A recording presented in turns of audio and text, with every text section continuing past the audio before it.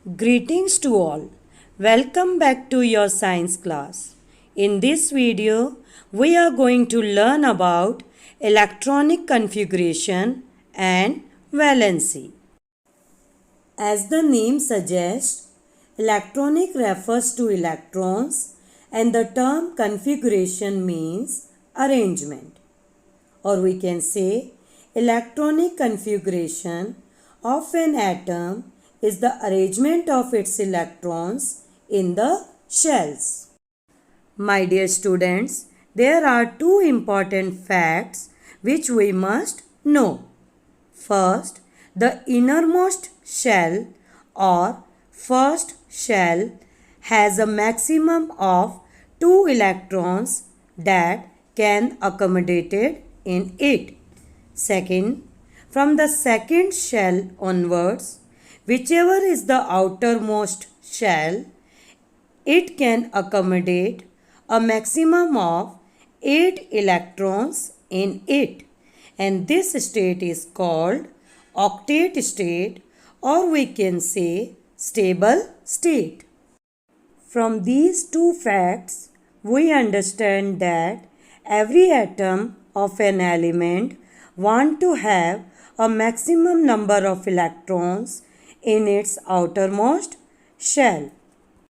Or we can say every atom of an element wants to acquire stable state.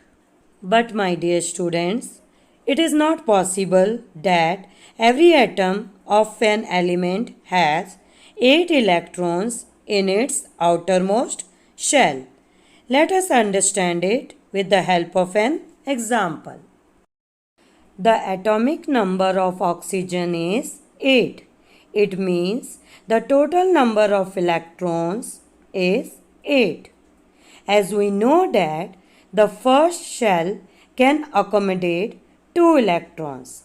It means in oxygen atom, 2 electrons will be in first shell and the remaining 6 in the second shell.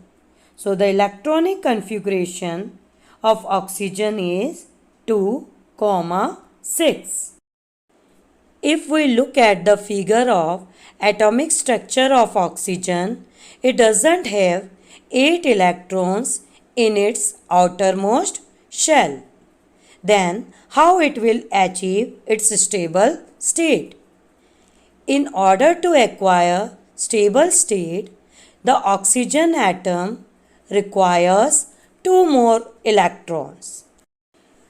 The oxygen atom can borrow or share electrons with the atoms of other elements like hydrogen to form water molecule. From this example, we understand that the combining capacity of the atoms to form molecules either with same or different elements is defined as valency. And the valency of an element is always a whole number. That's all in this video. Thank you.